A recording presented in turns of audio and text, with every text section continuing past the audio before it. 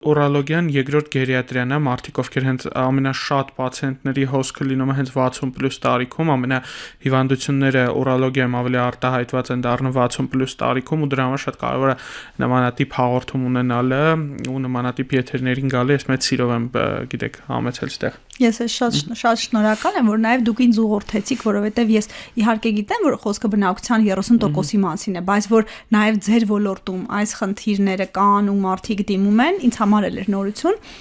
Մի քիչ ընդհանուր բնույթի տվյալներ տանք, երբ որ ասում ենք ուրոլոգիական հիվանդություններ, ինչ նկատի ունենք։ Նկատի ունենք տղամարդկանց միզասեռական համակարգը, համ միզային, համ սեռական համակարգը եւ կանանց միզային համակարգի խնդիրները։ Ու ավելի մանրամասն բացատրեմ, եթե դեմ չեք, դա առաջի հերթին ամենաշատը երիկամաքարային հիվանդությունն է, այսինքն պոչկի քարը, ասենց ասեմ, մարդիկ ավելի հասկանալի լինի։ Դա այդ պոչկի պրիստուպներն են, քարերն են, կիստաներն են երիկամների, որ մեծ տարիքում շատ են հանդիպում, շատ են հանդիպում։ Տղամարդկանց մոտ շագանակագեղձի բարորակ գերաճն է ադենոման, որ ասում են ադենոմա ունեմ, ադենոմա էլ չէ, ադենոմիա։ Ոնց ասում են պացիենտները, բուժառները, այդպես էլ ասեք, որ ճանաչեն հիվանդությունը։ Շագանակագեղձի ադենոման, շագանակագեղձի քաղցկեղն է, միզային համակարգի տարբեր տեսակի ուռուցքային հիվանդություններն են, միզապարկի, երիկամների, միզածովանի քաղցկեղն է եւ շատ խնդիրներ կապված իրենց հորմոնալ համակարգի հետ։ Մենք sense հասկացողություն ունենք, կանանք ունենք չէ կլիմաքս հասկացողությունը, մենոպաուզան, բայց կա նաեւ անդրոպաուզա։ Երբ որ տղամարդու հորմոնալ համակարգն է գնում դեպի իջեցում եւ տղամարդկանց մոտ են ի հայտ գալիս որոշակի խնդիրներ սեռական կյանքի հետ կապված, առաջ թյուր կարծիք կար, որտեղ 60-ից հետո ինչ սեռական կյանք, բայց հիմա դա փոխվել է շատ մեծ տարիքում տղամարդիկ գալիս են հենց այդ խնդիրը կարգավորելու համար, որովհետև դա մարդու բնական կյանքի կարգ ու կանոնի հատվածն է կազմել տասնյակ տարիներ ու ինքը չի կարող հրաժարվի դրանից, ինչը ասում են տարիքը անցա ու իսկ մենք այդ տարիքում փորձում ենք հենց այդ խնդիրները լուծել։ Բժիշկ Տոնյան, արդյոք դա է պատճառը, որ մարդիկ մի տեսակ ամոթխածության ոնց որ քողով շղարշեն այս ոլորտի խնդիրները, ել չասենք, որ դրա տակ նաև սեռականը թողեցինք մի կողմ, բայց միզային համակարգն է ոնց որ տուժի էլի, որ հաղորդումը գալուց առաջ հիշում եք, իրար հետ խոսում ենք, դուք ասում եք, հենց եթերում ասում ցիստիտ, ասում եմ, հա, դա հիվանդության միջազգային անվանումն է, ցիստիտ, միզապարկի բորբոքումն է, ու իրան պետքա լուրջ վերաբերվել, որովհետև միզապարկի բորբոքումը ցիստիտը ինքը լուրջ խնդիր է, ու հա, շատ ժամանակ ասում են դե տղամարդ ուրոլոգի մոտ չեն գնա միզապարկի խնդիր, բայց ուրիշ բժիշկ էլ չպետք է զբաղվի, դա հենց ուրոլոգիական բուն խնդիր է, որով զբաղվում են բժիշկ ուրոլոգները, ասեմ ավելի նեղ մասնագիտացում ունեն հենց այդ հիվանդությունների բուժման համար, օրինակ, հենց ես, որ շատ եմ սիրում դրանով զբաղվել, ու 60-ից կանանց մոտ, այսինքն կանանց, ովքեր այդ մենոպաուզան տեսել են, կլիմակտերիկ տարիքից հետո կանանց մոտ ցիստիտին ավելի սրված է ու լրիվ ուրիշ բուժում է պահանջվում, ոչ թե բակ անալիզ հանձնեն, շատերը ով այդ խնդիր ունեն, հիմա նստած ուշադիր լսում են, ոչ թե բակ անալիզ հանձնեն, անտիբիոտիկ խմեն, բակ անալիզ հանձնեն, անտիբիոտիկ խմեն, այլ կլիմակտերիկ տարիքում պետք է հաշվի առնել շատ ու շատ հանգամանքներ կնոջը բերելու համար այն ռելսերի վրա, որ իր ցիստիտը անցնի։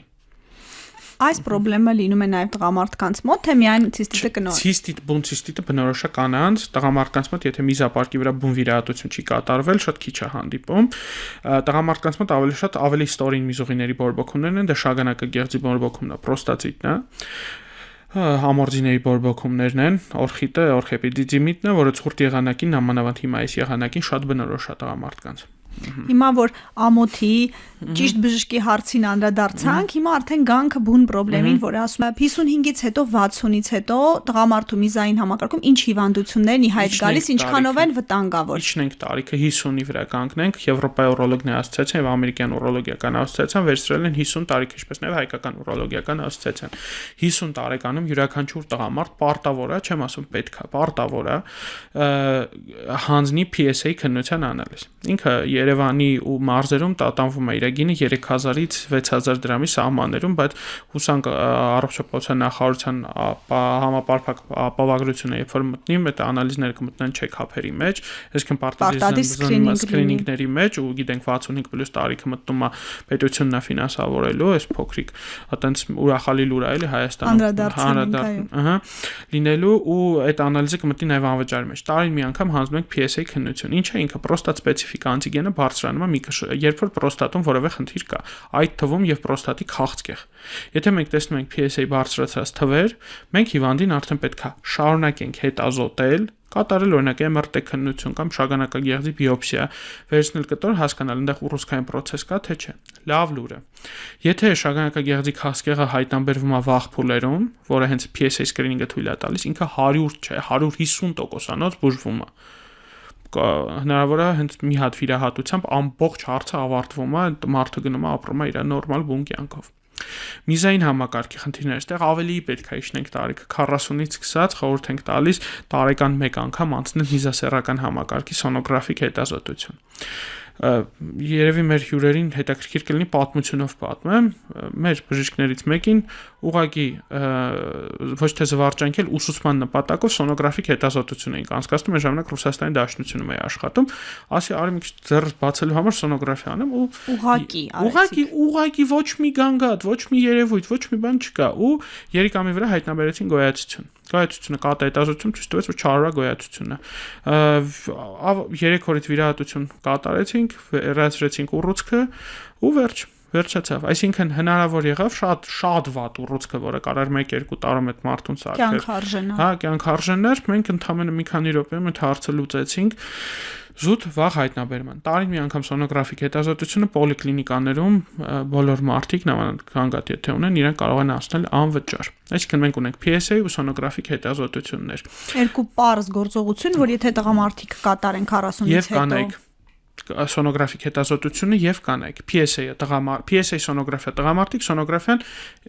կանայք եւ տղամարդիկ միասին։